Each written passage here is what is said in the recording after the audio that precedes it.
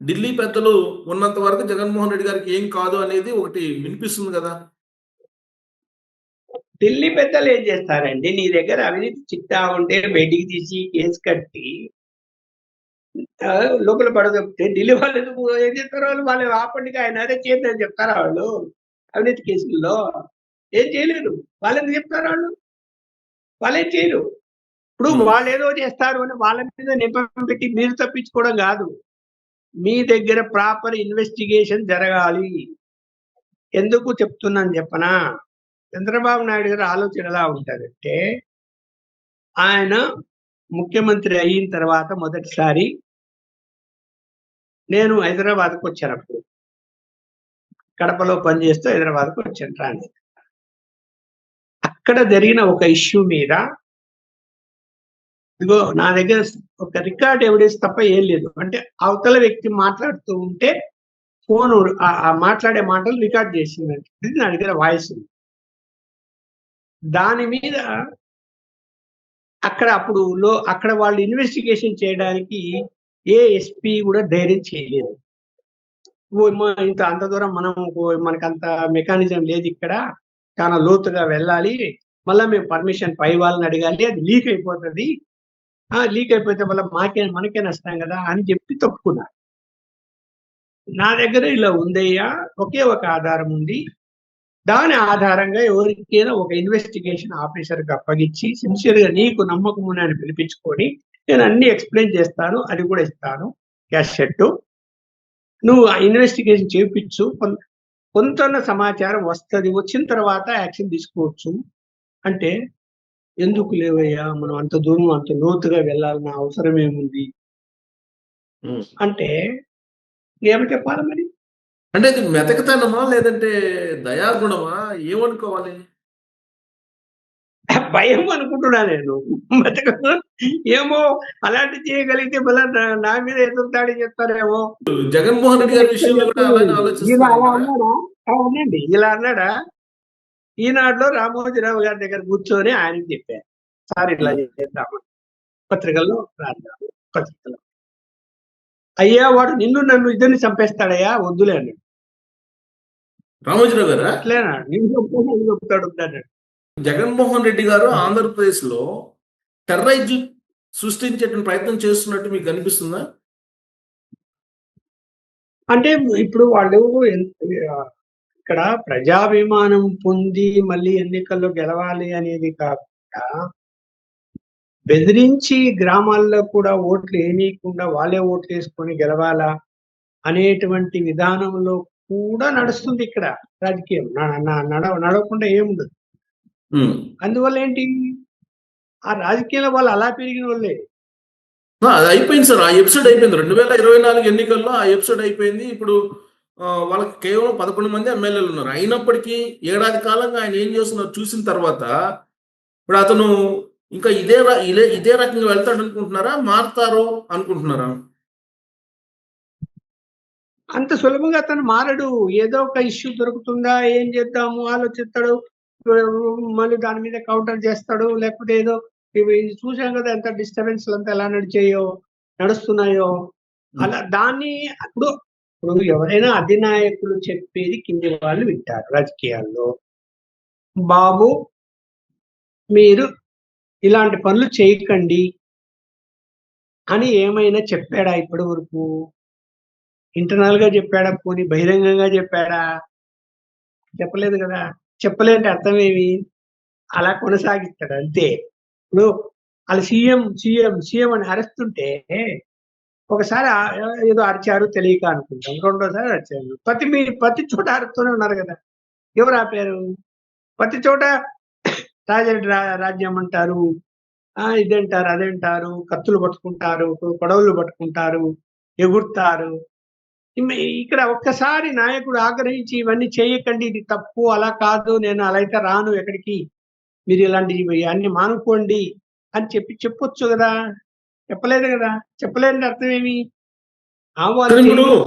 మీరు జగన్మోహన్ రెడ్డి గారి మధ్యలో ఏముంది, వాళ్ళ యాక్టివిటీస్ ఎలా ఉంది కూడా మీకు తెలుసు. ఆయన కొత్తగా కూటమి ప్రభుత్వం ఏర్పడిన తర్వాత లా అండ్ ఆర్డర్ బాగలేదు, రాష్ట్రపతి పాలన పెట్టండి అని చెప్పి ఢిల్లీలో పోయి ధర్నా చేశాడు. ఫస్ట్ నుంచి లా అండ్ ఆర్డర్ మీదనే కాన్సన్ట్రేషన్ చేసి ఆయన లా అండ్ ఆర్డర్ దిశగానే ఎందుకు అలా తీసుకెళ్తున్నారు ఇష్యూని? ఆయన ఏదో అనుకుంటున్నాడు. ఇప్పుడు ఇక్కడ ఇప్పుడు ప్రతిసారి ఆయన మాటల్లో ఏమొస్తున్నది? రాష్ట్రం ప్రశాంతంగా లేదు. అన్నీ జరిగిపోతున్నాయి. ఆడవాళ్ళ మీద దాడులు జరిగిపోతున్నాయి. రేపులు జరిగిపోతున్నాయి. హత్యలు జరుగుతున్నాయి. ఇవన్నీ మాట్లాడుతున్నాడు గదా!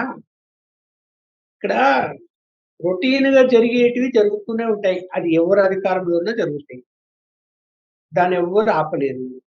ఇప్పుడు పక్కింటోళ్ళకి వీళ్ళకి గొడవ వస్తది. ఏదో ఆవేశపడతారు. టప్పున వరాయి తీసుకొని కొడతారు. వాడు సత్తడు. దానికి జగన్మోహన్ రెడ్డి బాధ్యుడా? చంద్రబాబు బాధ్యుడా? కాదు కదా! అలాంటివి వేరు.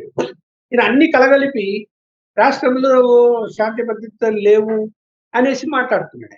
అయ్యని ఉదాహరణ చెప్తున్నాడు. అట్లా కాదు కదా! మరి నీ పీరియడ్‌లో కూడా చాలా జరిగాయి కదా! అట్లా అనుకుంటే. దాన్ని ఒప్పుకుంటావా? పోనీ నా పీరియడ్‌లో కూడా ఇట్లా జరిగింది. నేను కూడా సక్రమంగా పరిపాలన చేయలే అని చెప్పలేవు కదా!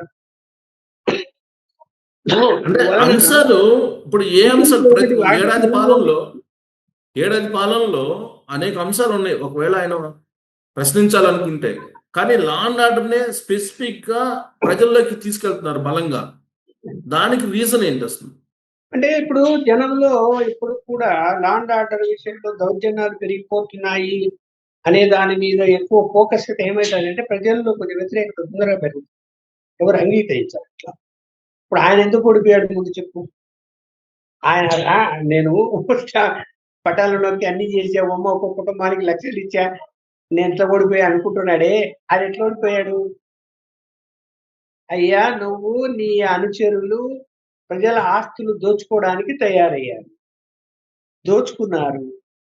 దోచుకున్నారు కాబట్టి ప్రజలు అమ్మా ఇది రాక్షస పాలన. ఇతను మళ్ళీ అధికారం లేకొస్తే ఇలానే జరుగుతుందని నీకు ఒక ఎగ్జాంపుల్ చెప్తా.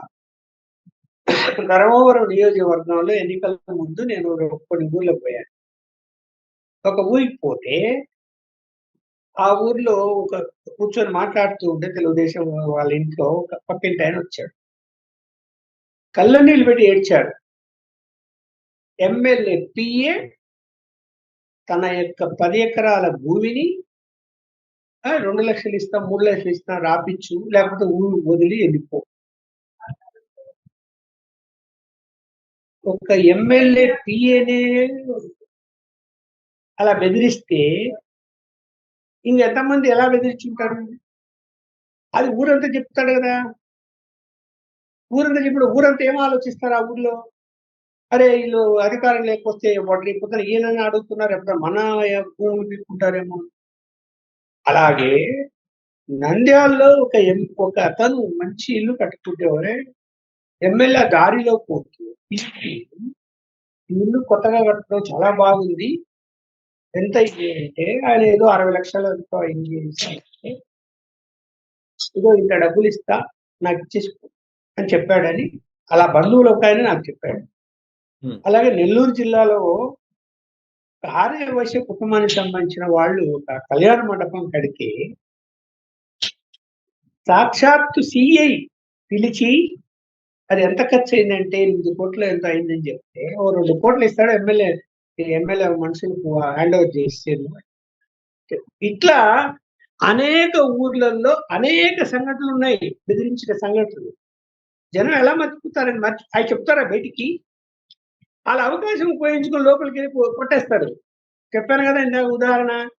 రాజశేఖర గారు ఎందుకు ఓడిపోయే పరిస్థితి వచ్చింది ఆ రోజు ఎంపీగా? మరి అన్ని మంచి పనులు చేసినా కూడా కారణం ఏంటి అంటే ఈ దౌర్జన్యాలు, ఈ ఫ్యాక్షనిజాన్ని సపోర్ట్ చేయడమే, దోచుకునే వాళ్ళని సపోర్ట్ చేయడమే. ఎంత దారుణంగా ఉంటుందంటే కాంట్రాక్ట్ పని చేయకపోయినా కాంట్రాక్టర్కు బిల్లు ఇయ్యని ఫోన్ చేస్తాడు రాజశేఖర రెడ్డి ఇంజనీర్కు. ఆడుకు కళ్ళనీళ్ళు పెట్టుకొని అయ్యా నేను శాంక్షన్ డబ్బులు ఇచ్చేస్తే ఆడ పనే జరగలేదు నా ఉద్యోగం పోతుందని వాడు. చివరకు నా వరకు వస్తే కలెక్టర్ చెప్తే ఆ పై స్థాయిలో ఉన్నాడు ఆయన రాజశేఖర రెడ్డి గారు. మనము అంత సులభంగా అతన్ని మనము అలా చెప్తాడని అనుకోకూడదు. మనం ఎంక్వైరీ చేసుకోవాలి కదా. అంటే అని జాయింట్ కలెక్టర్ పంపించాడు ఇన్స్పెక్షన్ కు ఆ ప్లేస్ కు. ఆ వర్క్ జరిగిందా లేదా అని. జాయింట్ కలెక్టర్ వెళ్తే అక్కడ ఏమీ లేదు, వర్కే జరగలేదు. ఉమ్. తిరిగి వచ్చి రిపోర్ట్ ఇచ్చాడు, ఆపేశారు. మళ్ళీ నేనే వెళ్ళి రాసేట్టు చెప్పా, అయ్యా నువ్వు ఇట్లా చెప్పావు బాబు, అక్కడ వర్కే జరగలేదు, జాయింట్ కలెక్టర్ ఎంక్వైరీ చేశాడు, నువ్వు ఎలా చెప్తావయ్యా అలా, నువ్వు ఎవరు చెప్తే వాళ్ళు వస్తే అక్కడ పని జరిగిందంటే వీళ్ళు బిల్లులు చేయండి అని అంటే, ఆ లక్ష్మణ్ నాకు తెలియదు, వాళ్ళు వస్తారు ఏదో ఏడో ముఖం పెట్టుకుంటారు, నేను వర్క్ చేశా అప్పులు పాలైనా బిల్లులు రాలే అంటారు, తక్కువ నన్ను ఫోన్ చేసి చెప్తా, నిజమే కరెక్టే అది అంటే నేను న్యూస్ కూడా రాశాను, దాన్ని ఊరికే చెప్పడమే కాదు, వార్తే రాశాను. రాస్తే తను దిద్దుకున్నాడు, తప్పు చేశాను అన్నాడు. ఉమ్. అలా చెప్పకూడదు, ఎంక్వైరీ చేసుకోవాలి నేను కూడా. ఇప్పుడు అలాంటి మనస్తత్వాలు ఉంటాయి వీళ్ళకు.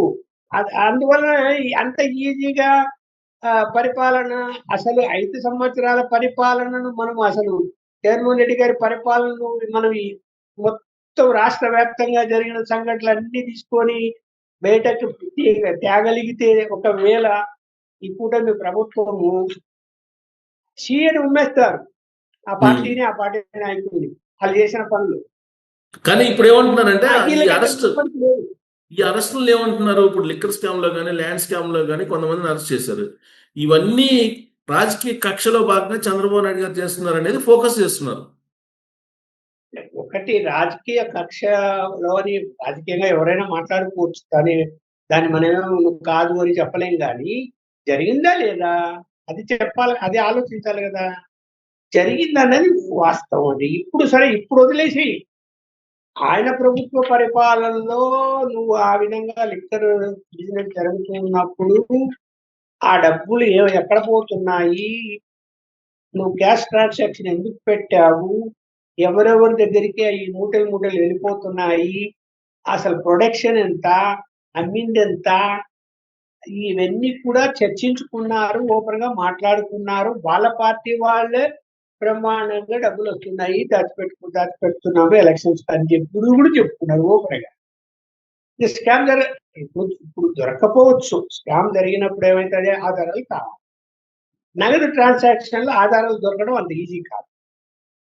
ఎందుకు, డబ్బు దొరకాలి కదా. ఇప్పుడు జగన్మోహన్ రెడ్డి గారి ఇంటికి పోయి రైడ్ చేస్తారండి, ఏమైనా 10 కోట్లు దొరుకుతాయా? దొరికితే అమ్మ ఈ 10 కోట్లు నీకు ఎక్కడి నుంచి వచ్చినాయి, ఇదిగో లిక్కర్ స్కామ్లో దాచిపెట్టి లోపల పెట్టావు అని కేసు పెట్టచ్చు. దొరకదు కదా. అమ్మాయి ఇప్పుడు ఆయన కట్టలు లోపల పెట్టుకుంటాడా? పెట్టుకోడు కదా. ఎక్కడ పెట్టుకుంటాడో తెలీదు. ఎవరైనా అంతే, రాజకీయ నాయకులు వాళ్ళు ఎక్కడ పెడితే దొరికిన వాళ్ళు దొరికిపోతున్నారు అక్కడక్కడ. అది అమాయకులు కొంతమంది తెలియక దొరికిపోతున్నారు. అంతా తెలియని వాళ్ళే. నేను అనేది ఏంటంటే, ఈ అరెస్టులు ఈ జరుగుతున్నాయి కాబట్టి లా అండ్ ఆర్డర్ లేదు అనే దాన్ని హైప్ చేయడం ద్వారా ఈ అరెస్టుల నుంచి తప్పించుకోవాలనే ప్రయత్నం కనిపిస్తుందా? ఏ అరెస్టులు? ఇప్పుడు రాబోయే రోజుల్లో ఇంకా చాలా మందిని అరెస్ట్ చేయాలి. లా అండ్ ఆర్డర్ లేదు, ఇలా పరిపాలన సరిగ్గా లేదు అనే దుమ్మెత్తి పోస్తే ఈ అరెస్టుల నుంచి ఉపశమనం పొందొచ్చు అనుకుంటున్నాడా జగన్మోహన్ రెడ్డి? ఇప్పుడు కేసు కట్టిన తర్వాత అరెస్టులు, కోర్టులు, బెయిల్లు ఇవన్నీ సహజంగా జరగాల్సినట్టువే కదా. ఎట్లా అవుతాయి? కేసులు కట్టకుండా ఉంటే ఒకవేళ వీళ్ళు ప్రభుత్వము ఎందుకు ఊరికి అన్ని కేసులు కట్టుకుంటూ ఆధారాలు లేకుండా మనము ఏదో కచ్చ సాధింపు దూరంతో పోతున్నామని అనుకోవడం ఎందుకు అని వాళ్ళు అవన్నీ కట్టకుండా మానేస్తే తప్ప, కేసులు కడితే రొటీన్ గా జరగాల్సిన పనే కదా. అది జరగాల్సిన పనే, అదేం ఆపడానికి లేదు కదా. ఇప్పుడు అంటే ఆంతర్యం, మీరు చెప్పే ఆంతర్యం నాకు ఏమర్థమైందంటే, లా అండ్ ఆర్డర్ మీద ఎందుకు ఫోకస్ చేసుకుంటూ ముందుకెళ్తున్నాడు అతను. కరెక్ట్ పాయింట్ అది మీరు అడిగింది. ఇక్కడ ప్రభుత్వంలో జరిగేటువంటి వైఫల్యాలు కానీ, అభివృద్ధిలో జరిగేటువంటి అవినీతి కానీ, టెండర్లు ఎక్సెస్ వేసుకున్న అవినీతి కానీ, ఇవన్నీ మాట్లాడటం లేదు జగన్మోహన్ రెడ్డి గారు. ఏం చెప్తున్నాడు, ఇటు వెళ్తున్నాడు, అటు వెళ్ళడు. ఎందుకు వెళ్ళడు అంటే, వాళ్ళందరూ ఆయనకు చుట్టాలు. అంటే చుట్టాలంటే ఆయనకు సహాయం అందించిన వాళ్ళే. మళ్ళీ సహాయం అందించాలి వాళ్ళు. వాళ్ళతో మళ్ళీ సాయం పొందాలి కదా. కాబట్టి పోడు. నిజంగా రాజకీయ నాయకుడు అలా చేయకూడదు చేస్తున్నాడు. ఇప్పుడు ఇది ఇలా వెళ్తే ఏమైపోతుందంటే తను ఏమైనా ఇన్ఫ్లుయెన్స్ చేసి ఇది కేంద్రాన్ని అంటే బీజేపీని ప్రత్యేకించి ఆ! మెల్లిగా వాళ్ళ మైండ్‌లో అక్కడ లా అండ్ ఆర్డర్ ఉండటం లేదు. రెడ్ బుక్ రాజ్యాంగం నడుపుతున్నారు. తప్పుడు కేసులు ఎక్కువ పెడుతున్నారు. ఇలా ఎస్టాబ్లిష్ చేసి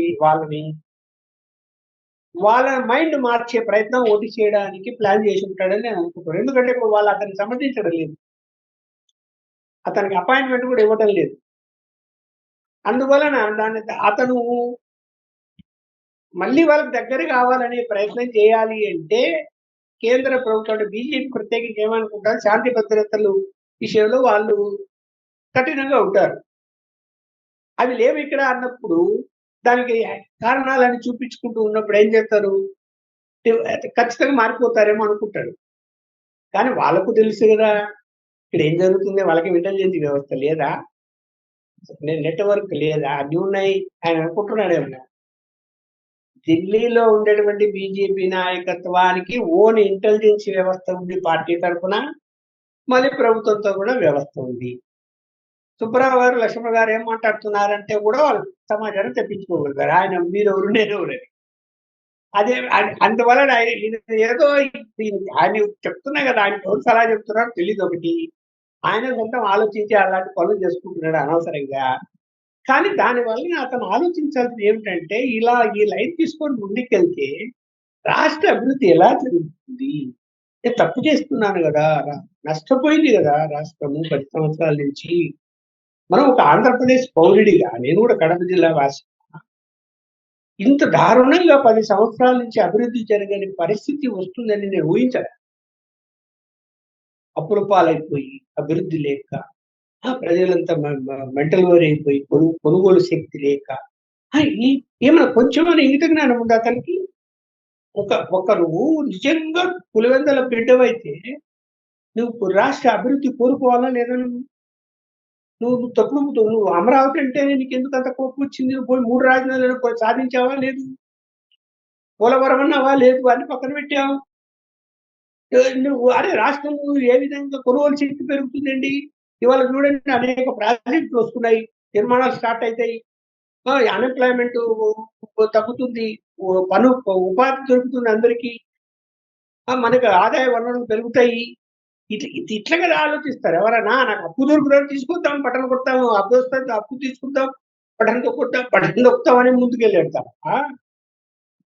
మరి ఇవాళ ఇంత అభివృద్ధి జరుగుతున్నప్పుడు ఇవాళ నోరు మూసుకొని ఉండాల్సి వచ్చింది కదా! మరి నేను అమరావతి నేను అధికారంలోకి వస్తే ఈ అమరావతి రాజధాని కాదు, నేను 3 రాజధానులు తీసి అవతల పాటలు మాట్లాడమని చూద్దాం ఇప్పుడు. మాట్లాడము. కానీ అప్పుడప్పుడు బొత్స సత్యనారాయణ చేత మాట్లాడిస్తున్నారుగా. బొత్స సత్యనారాయణ గారి చేత మాట్లాడిస్తున్నారు అప్పుడప్పుడు. మా స్టాండ్ ఇప్పటికీ 3 రాజధానులని.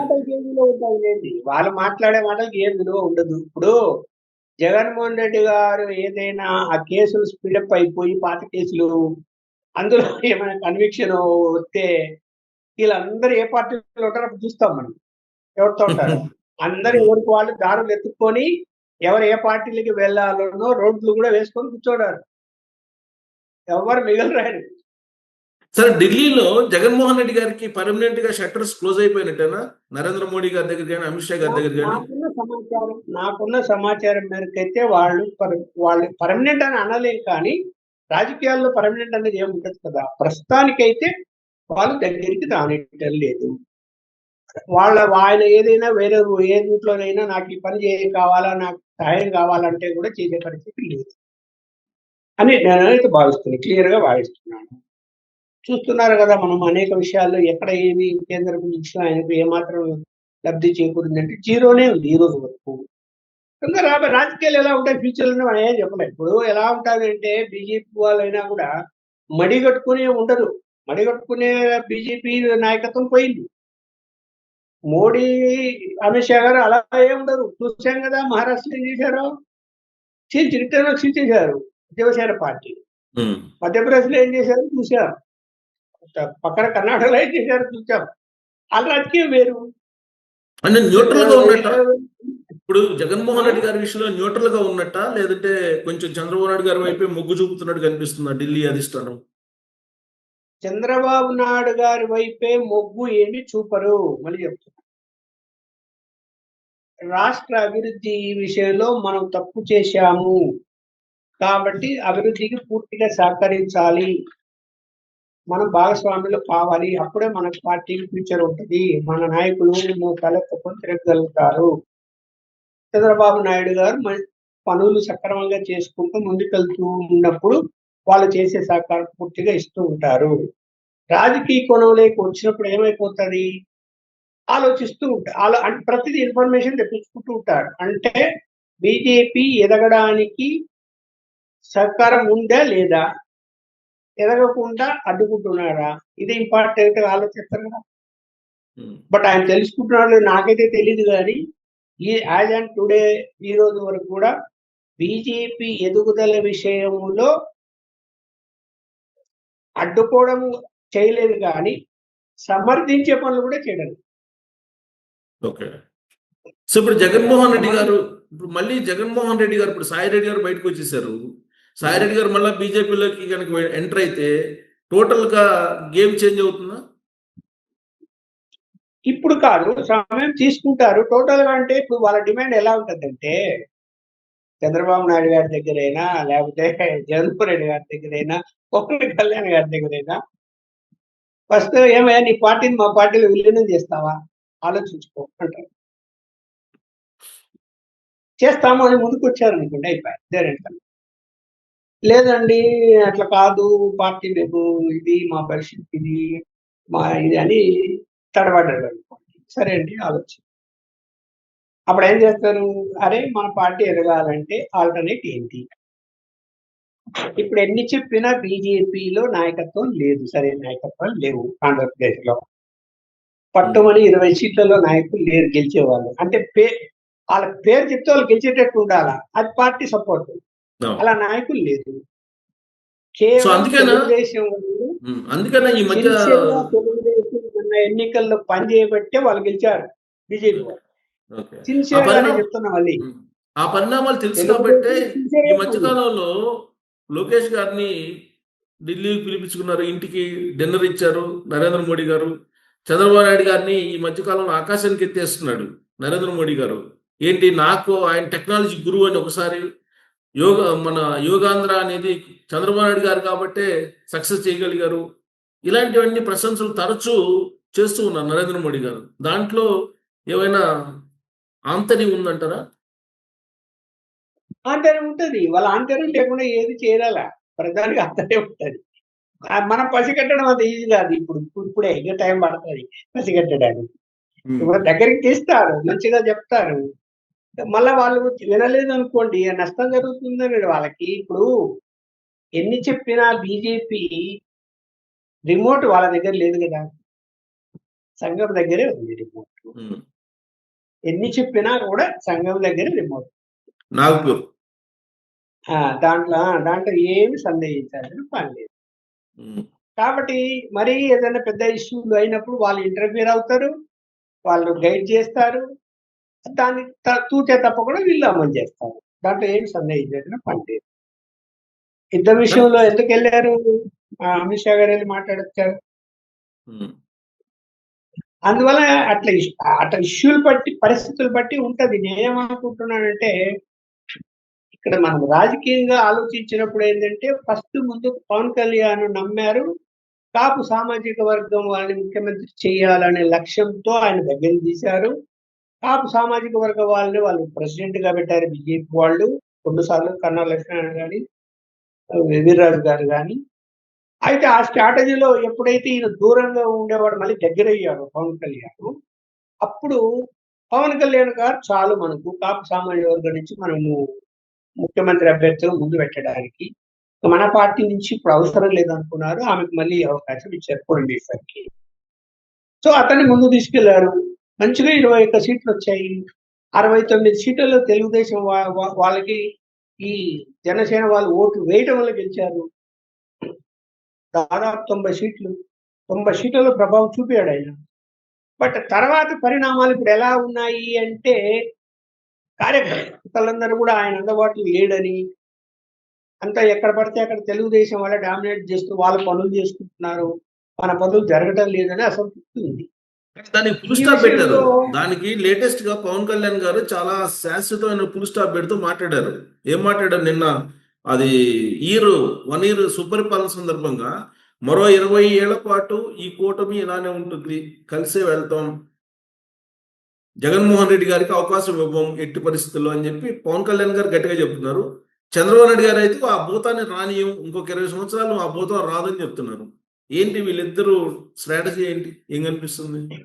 ఇప్పుడు వీళ్ళిద్దరూ రావాలి, రాకూడదనే కోరుకుంటారు. రాకుండా చేయాలి అంటే బీజేపీ ఉండాల్సిందే. వీళ్ళ వల్ల కాదు.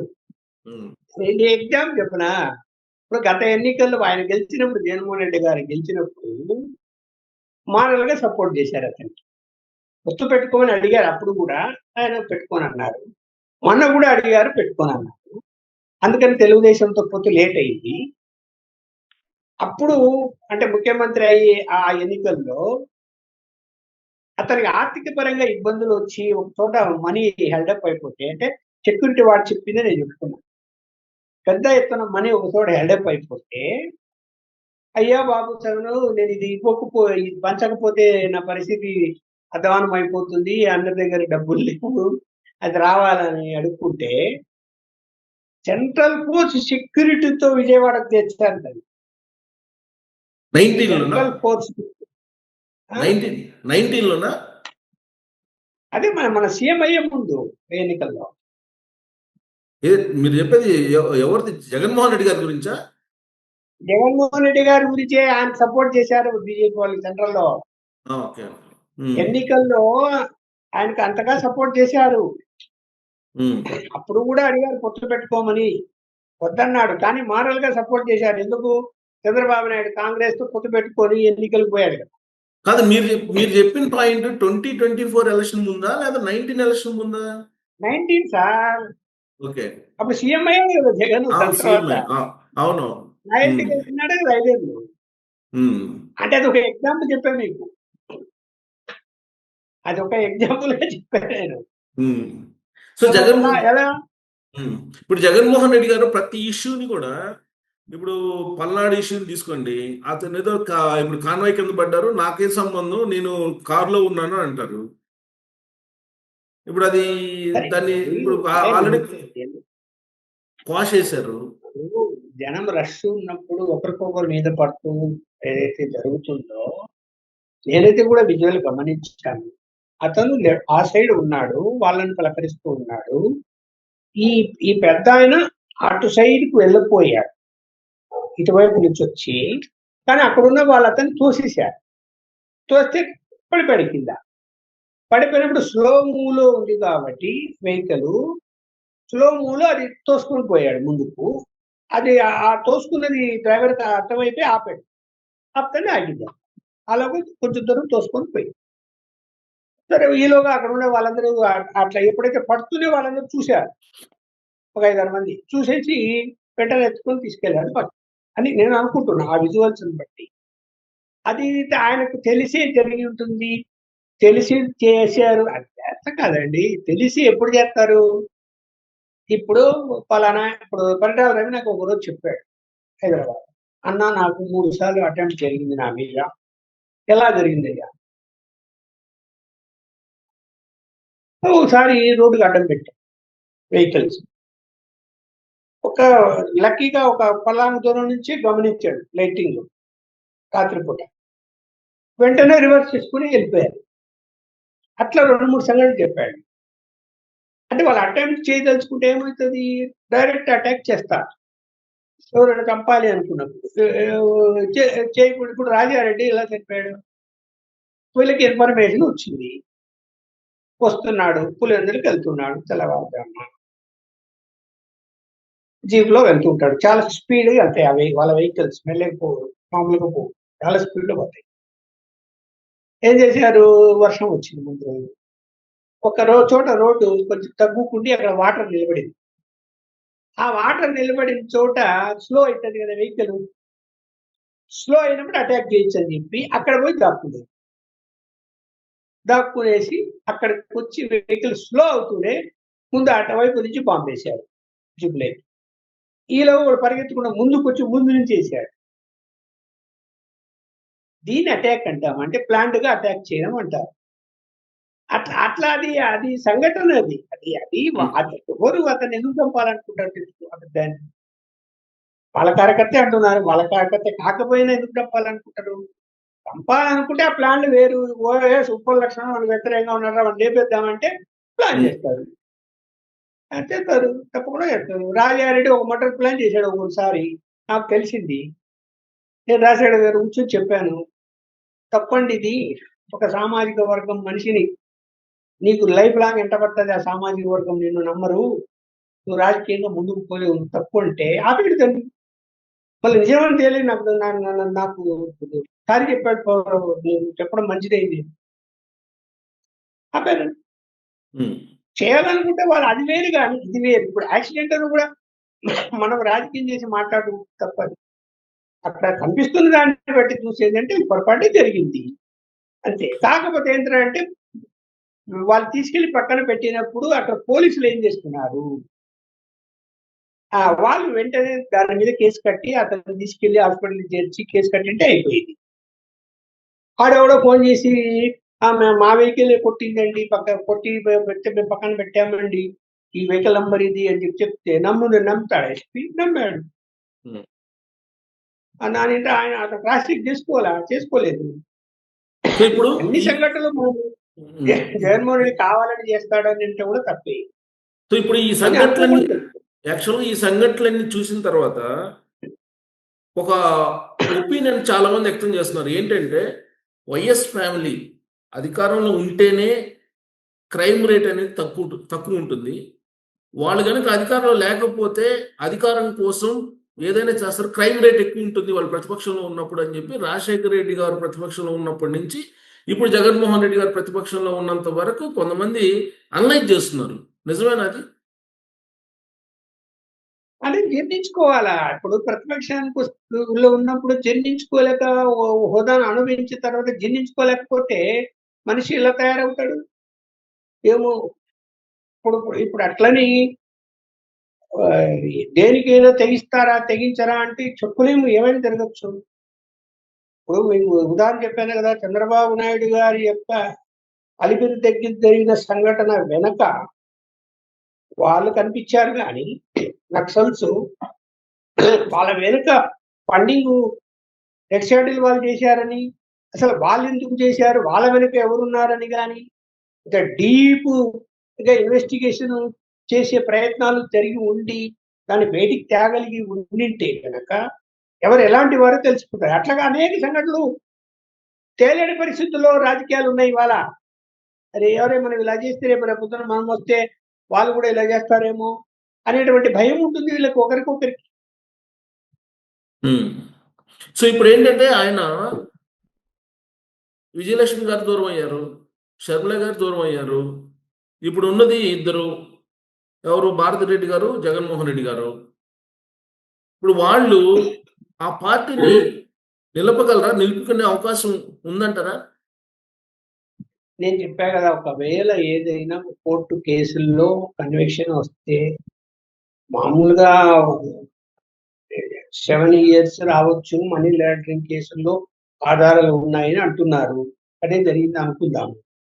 అదే జరిగితే పార్టీని నడిపేవాళ్ళు ఎవరున్నారు? పార్టీ గారు నడుపుకోగలుగుతారా? వ్యాపారాలు చూసుకోగలుగుతారా? ఆమె వ్యాపారాలు చూసుకుంటది. పార్టీని నడపడానికి ఆమె రాజకీయ అనుభవం కూడా ఏం లేదు. అంత ఈజీగా ఉండదు. పోనీ ఆమెను ఊరికే ఉంచి ఆమె తరపున మేము పనిచేస్తాము. ఆమెను ఊరికే అధ్యక్షురాలుగా పెట్టి మేము పనిచేస్తాము. మేము సిన్సియర్‌గా నడిపిస్తాము అంటే జగన్మోహన్ రెడ్డి గారు ఇప్పుడు ఇవాళ ఎవరిని నమ్మాలి? ఎవరు నిలబడి ఉంటారు అని ఎవరిని నమ్ముతాడు ఇప్పుడు? ఇప్పుడుండే పరిస్థితుల్లో. కాబట్టి పార్టీ అందుకని ఇంతకుముందే చెప్పాను మీకు నేను. ఎవరి దారి వాళ్ళు ఎత్తుకొని ఉన్నారు. అదే జరిగితే అని. ఓకే. కాకపోతే ఏంటంటే జరుగుతుందంటారా? ఢిల్లీ నుంచి మీకు మొత్తం పాలిటిక్స్ తెలుసు. జరుగుతుందంటారా? జరుగుతుంది. వెళ్ళిపోతారు. చాలా మంది వెళ్తారు. చాలా మంది వెళ్తారు. బీజేపీ కూడా వెయిటింగ్ ఫర్ ఆపర్చునిటీ. ఎక్కువ శాతం మంది బీజేపీకి వెళ్ళే అవకాశాలు ఉన్నాయి. జనసేనకు వెళ్ళే అవకాశాలు ఉన్నాయి. తెలుగుదేశం కంటే వాళ్ళు జనసేన బీజేపీ వైపు వెళ్తారు. అది బీజేపీకి జనసేనకు అండర్‌స్టాండింగ్ దాని మీద. ఉమ్, ఇప్పుడు ఇక్కడ అతను గెలవాలి అంటే బీజేపీకి వస్తే గెలవలేడు. అక్కడ ముస్లిం ఓట్లు ఎక్కువ ఉన్నాయి అనుకున్నా ఎగ్జాంపుల్. అప్పుడు ఏం చెప్తారు? పవన్ కళ్యాణ్ నువ్వు తీసుకో అతన్ని అంటే ఉమ్. తీసుకుంటాడు. అలా వాళ్ళిద్దరికి అండర్స్టాండింగ్ ఉంది. జనసేనకు బీజేపీకి ఇంటర్నల్ అండర్స్టాండింగ్. కానీ ఇప్పుడు అందువల్ల దానికంటే ముందు జగన్మోహన్ రెడ్డి గారు అరెస్ట్ కావాలి కదా. అలాంటి సిచ్యువేషన్ అసలు వస్తుందా రాదా అనేది అసలు మిలియన్ డాలర్ ప్రశ్న చాలా మందిలో. అరెస్ట్ కావాలంటే బెయిల్ రద్దు చేయాలా అని చెప్పి సుప్రీంకోర్టులో పెండింగ్ ఉంది ఇష్యూ. ఉమ్. ఒకవేళ సుప్రీంకోర్టు దాన్ని వెయిటింగ్ తీసి తొందరగా దాని మీద ఏదో నిర్ణయం తీసుకొని బెయిల్ రద్దు చేసింది అనుకుంటే కనుక లోపలికి పోవాలి తప్పని. అదే అలా విచారణ అలాంటి బెయిల్ రద్దు సిచ్యువేషన్ అయినా లోపలికి పోవాలి. అలాంటి సిచ్యువేషన్ రాకుండా ఢిల్లీలో ఉండే వాళ్ళు అడ్డుకుంటున్నారు అనేది కదా చాలా కాలం నుంచి చాలా మంది భావిస్తూ ఉంది. ఒకటి అప్పుడు ఏదైనా మాట సహాయం చేసి ఉండొచ్చు అనే నేను కూడా అనుకుంటున్నా, కానీ చేయలేదని నేను కూడా చెప్పలేను. చేసి ఉండొచ్చు, కానీ ఇప్పుడు అలాంటి పరిస్థితి లేదు కాబట్టి ఆ విషయంలో మరి కేసులు ఏం నడుస్తున్నాయి, ఇప్పుడు ఇక్కడ ఎందుకు ఆలస్యం అవుతున్నాయి, ఇంకా అలాగే ఆ బెయిల్ పిటిషన్ ఏమైపోయింది, సుప్రీంకోర్టులోనే వాటి మీద ఏమైనా కాన్సన్ట్రేషన్ చేసి స్పీడప్ చేయించేటువంటి అంటే న్యాయపరంగా, మనమేమి రాజకీయ పరంగా కాదు, న్యాయపరంగానే చేసే ప్రయత్నాలు ఏమైనా చేస్తుంటే కనుక తొందరగా అది విషయం అటు ఇటు తేలిపోతుంది. అలా జాప్యం చేసుకుంటుంటే అలా మేనేజ్ చేస్తూనే ఉంటారు. ఇప్పుడు ఏమైపోతుంది, కోర్టులో ఎలా ఉంటుంది, అడ్వకేట్కి జ్వరం వస్తుంది రాలేదు, వాయిదా. ఎట్లా వాయిదా ఉంటుంది? మళ్ళీ 20 రోజులు, నెల రోజులు వాయిదా ఉంటుంది, ఒక రోజుల్లో. సో ఫైనల్ గా అది అది ఫైనల్ గా 1 ఇయర్ అయిపోయింది. 1 ఇయర్ అయిపోయిన తర్వాత చంద్రబాబు నాయుడు గారి సంక్షేమం, అభివృద్ధి, జగన్మోహన్ రెడ్డి గారిని నిలువరించటం, వీటిల్లో ఏది కరెక్ట్ గా అనిపిస్తుంది మీకు? ఇప్పుడు అభివృద్ధిని నిరోధించే ప్రయత్నాలు అయితే అంత ఈజీగా ఏం చేయలేదు. అది అది అది ఇంకా ఒకవేళ ప్రభుత్వం వైపు నుంచి ఏమన్నా నిర్లక్ష్యం జరిగితే తప్ప ఇతను ఏం చేయలేడు. జగన్మోహన్ రెడ్డి గారు అంటే ఏమీ ఆపలేడు, ఏమీ చేయలేడు. కాదు, ఈ మూడిట్లో ఎక్కువ దేంట్లో బాగా చంద్రబాబు నాయుడు సక్సెస్ అయినట్టు అనిపిస్తుంది ఈ 1 ఇయర్ లో? ఈ 1 ఇయర్ లో ఏంటంటే 1 ఇయర్ లో పెద్ద సక్సెస్ రేట్ అంటూ ఏమి లేదు. ఇప్పుడు స్టార్ట్ అయింది. ఎందుకు? కేంద్ర ప్రభుత్వం అన్ని ఒక్కోటి సమకూర్చి అన్ని నిర్ణయాలు తీసేసుకుంటూ వస్తున్నారు కాబట్టి కాన్ఫిడెన్స్ క్రియేట్ అయింది జనంలో కూడా. మొదలవుతున్నాయి అన్ని పనులు. మనం ఇంకొక సంవత్సరం వెళ్ళిన తర్వాత చూస్తే అప్పుడు తెలుస్తుంది ఏంటి ఎంత డెవలప్ అయింది, ఏ విధంగా ముందుకు తీసుకెళ్లాడు అని. సంవత్సరంలో ఏమీ జరగలేదు. సో జగన్మోహన్ రెడ్డి గారిని కంట్రోల్ చేయటంలో, అదుపు చేయటంలో ఆయన అప్ టు మార్క్ ఉన్నారనిపిస్తుందా? జగన్మోహన్ రెడ్డి గారిని కంట్రోల్ చేసే విషయంలో చంద్రబాబు నాయుడు అయితే ఆయన కంట్రోల్ చేస్తాడని నేను అనుకోవడం లేదు. ఒకవేళ ఆయన చేసే ప్రయత్నం చేసినా జగన్మోహన్ రెడ్డి అందుకు విరుద్ధమైన పనులు చేస్తాడు. ఎందుకు? అయ్యా బాబు 4 వెహికల్లో పోవాలా, 100 మందే ఉండాలా అంటే లెక్క పెట్టినాడా? పోయాడు కదా వెహికల్స్ అని నడేసుకొని పోయాడు కదా, జనాలందరూ రోడ్ల మీద రమ్మన్నాడు కదా. మరి ఎక్కడ భయం ఉంది అతనికి? భయం లేదు కదా. చంద్రబాబు నాయుడు గారు అంటే భయమే లేదు కదా. ఇక్కడ రెండు నడుస్తాయి, భయం కానీ భక్తి కానీ ఉండాలి, అభిమానం అన్న ఉండాలా, భయం అన్న ఉండాలి. రెండు లేనప్పుడు ఏముంది? తెగించడం అంటారు, తెగిస్తారు. ఏం చేసుకుంటా చూద్దాం పో, అంతే. అలా నడుస్తున్నది. దాన్ని కంట్రోల్ చేయాలి అంటే బీజేపీ కేంద్రంలో ఊకరించాలి అనటలే. కాబట్టి కొంచెం టైం పడుతుందేమో దానికి చూడాలి. సో సంక్షేమ విషయంలో మార్కులు ఇవ్వాలంటే చంద్రబాబు నాయుడు గారికి ఈ 1 ఇయర్ లో ఏమిస్తారు సంక్షేమ పథకాలు అమలు చేయటంలో? అంటే ఇస్తుకుంటున్నారు కదా. అంటే సంక్షేమతో అమలు చేయడం అంటే ఇప్పుడు వాళ్ళకి నీతి ఆయోగ్ వచ్చిన తర్వాత జిఎస్టీ ఏదైతే ఉందో ఆ పరిమితిలు అన్ని రాష్ట్రాలతో పాటు ఇవ్వాల్సిందే తప్ప దాని మించి చేయలేదు. కాకపోతే ప్రత్యేక స్కీములు ఏవైనా ప్రాజెక్టులు అలాంటివి పెట్టుకున్నప్పుడు సాయం చేసే అవకాశం ఉంటుంది కొంత గ్రాంట్ కింద. అలా అంటే అలా కాదు, ఇప్పుడు సూపర్ 6 లో ఫెయిల్ అయ్యారు అంటున్నారు కదా జగన్. సూపర్ 6 లో ఫెయిల్ అయినట్టు మీకు కనిపిస్తుందా? అంటే ఆలస్యం కావటం వలన ప్రజల్లో కొంత వ్యతిరేకత అయితే వస్తుంది కదా. మా చూడు ఆయన ఉంటే ఇచ్చాడు, ఇప్పుడు సంవత్సరం అయింది, ఇప్పుడు ఇస్తున్నాడు, ఇవ్వలేదు అని అనుకుంటారు. ఇప్పుడు ఇచ్చారు అనుకుంటారు. అది కంటిన్యూ నడవాలి. నడవాలి అంటే కేంద్రం వాటికెలా ఇస్తది? వాళ్ళ దగ్గర ఏం స్కీములు లేవు కదా! వాళ్ళు చేయవలసింది ఇప్పుడు సిలిండరు ఫ్రీగా 3 నెలలు ఇవ్వాలి. ఎవరికి బిలో పవర్టీ ఇవ్వాలి. ఇస్తున్నారు. అట్లా హౌసింగ్ స్కీములు ఇస్తున్నారు. అట్లాంటివి చేస్తారు.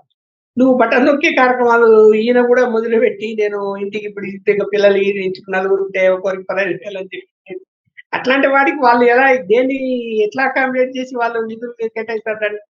వాళ్ళు ఇచ్చే అవకాశం ఉండదు దాంట్లో వాటిల్లో. ఈయన అప్పులు చేయాల్సిందే. కాకపోతే వాళ్ళు అప్పుల విషయంలో వాళ్ళు తీర్చుకునేటువంటి విధానాల్లో రాష్ట్ర రెవెన్యూ పెరిగి రాష్ట్ర యొక్క ఆదాయ వనరులు పెరిగి ఇంకా కొనుగోలు శక్తి పెరిగి ఇవన్నీ జరిగితే గనక ఆటోమేటిక్‌గా కంట్రోల్ అయిపోతది. ఫైనాన్షియల్ సిస్టమ్ మేనేజ్‌మెంట్ వస్తుంది. Right sir. Thank you. Thank you very much.